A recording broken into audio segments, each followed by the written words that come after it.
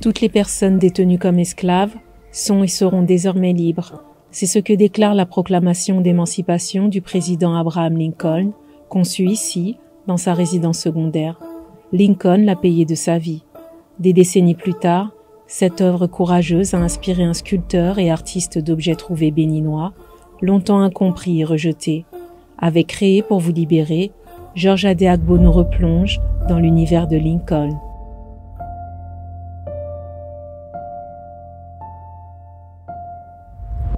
Alors là, on est dans la librairie, ou plutôt la bibliothèque. Ouais, tu es président. Est-ce que vous vous souvenez encore du dernier livre que vous avez lu? C'est la Bible, parce que c'est un livre, c'est le livre de la grande histoire.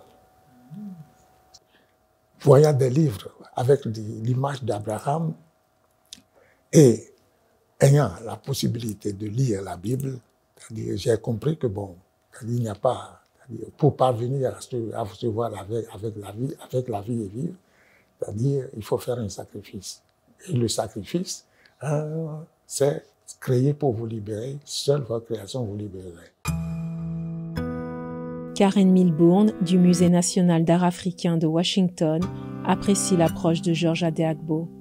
Nous voulions faire partie de ce projet. C'est vraiment ce que nous avons essayé d'apporter. C'est simplement d'élargir et d'amplifier la voix de Georges parce que c'est lui qui a le message.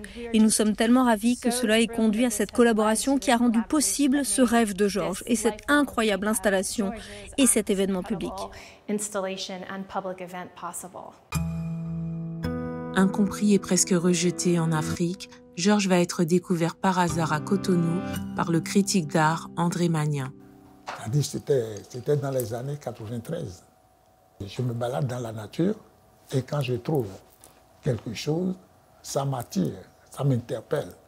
Il y a une lumière qui apparaît et puis tu fais voir ce que représente cette chose dans la nature que d'autres ont vu et ne l'ont pas pris.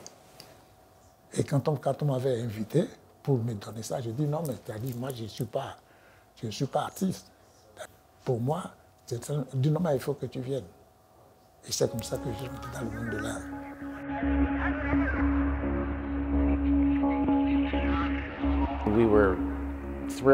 Nous sommes ravis qu'un artiste international d'une telle renommée partage sa vision de ce que Lincoln symbolise pour les peuples d'Afrique et d'autres parties du monde. Qu'est-ce que, ici, vous avez voulu donner comme message? C'est pour faire voir, en quelque sorte, la vie que Abraham se veut et voulait à d'autres. En quelques mots, ce serait quoi le bonheur? Le bonheur pour moi, oui, c'est se libérer soi-même. Ouais. Créer pour vous libérer. Seule votre création vous libérerez.